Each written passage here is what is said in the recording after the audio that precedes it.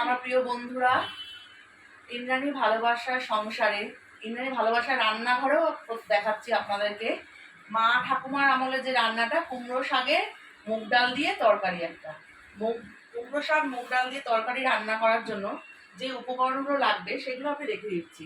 কুমড়ো শাকের ডাঁটা, মুগ ডাল, নুন, মুগ ডাল, হলুদ, জিরের গুঁড়ো, চিনি, নুন আর কালো জিরে, এই কটি উপকরণ দিয়ে আমি রান্নাটা আরম্ভ করব। অন করার পরে কড়াইটা গরম হচ্ছে, তার মধ্যে আমি মুগ ডালগুলো দিয়ে দিলাম। মুগ ডালগুলো একটু ভেজে নিতে হবে। মুগ ডালগুলো লাল করে ভেজে নেব। মুগ ডালটা হালকা লাল করে আমি ভেজে নিয়েছি। ভেজে রাখার পর মুগ ডালটা আমি তুলে রাখবো।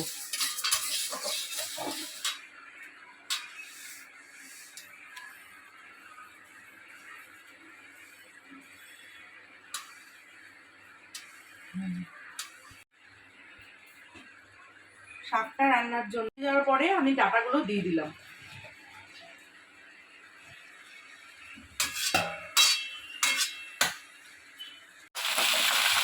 ডাঁটাগুলো দিয়ে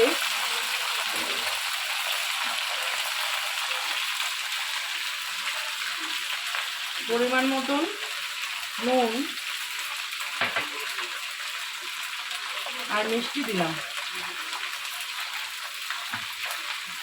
নুন আর মিষ্টি দিয়ে ডাঁটাগুলোকে একটু সেদ্ধ দিতে হবে। নাড়াচাড়া করে একটু চাপা দিয়ে রাখবো, তাহলে ডাঁটাগুলো আস্তে নরম হয়ে যাবে।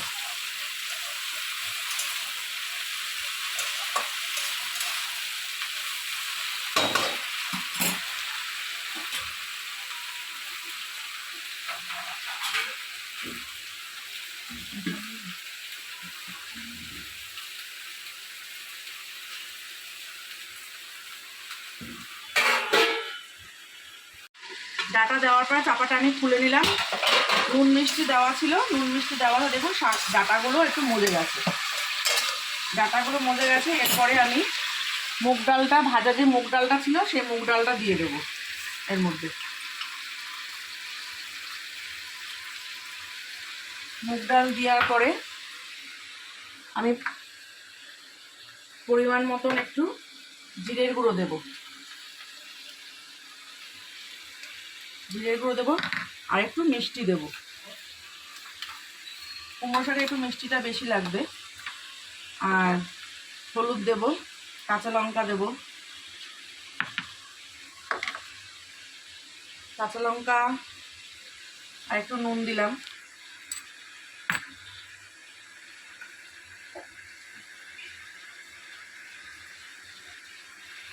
তখন আমার কাঁচা লঙ্কাটা দেখানো হয়নি, কাঁচা লঙ্কাগুলো দিয়ে দিলাম।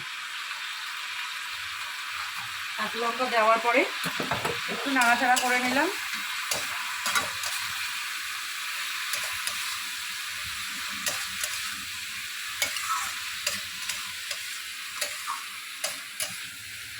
নাড়াচাড়া করে তারপর আমি শাকগুলো দিয়ে নেব। শাকগুলো দিয়ে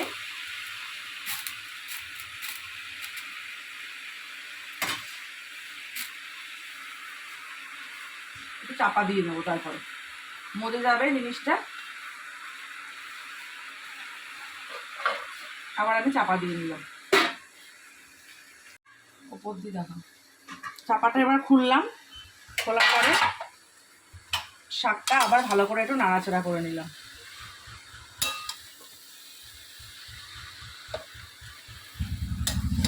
নাড়াচাড়া করে এবার একটু জল দিয়ে দেবো।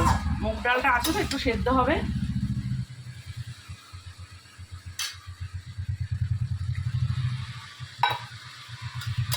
একটু জল দিয়ে আবার গ্যাসটা কমানো থাকবে, একটু চাপা দিয়ে রাখবো। মুগ ডালটা আস্তে আস্তে সেদ্ধ হবে। এখন দেখুন আপনারা মনে হয় হয়ে গেছে।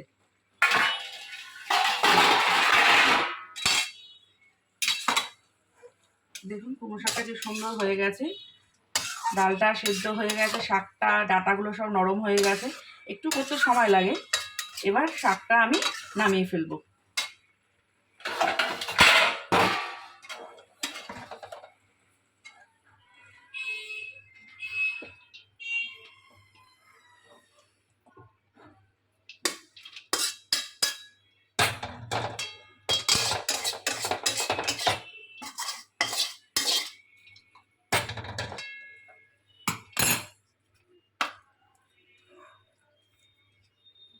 করে খাবেন রান্না করে।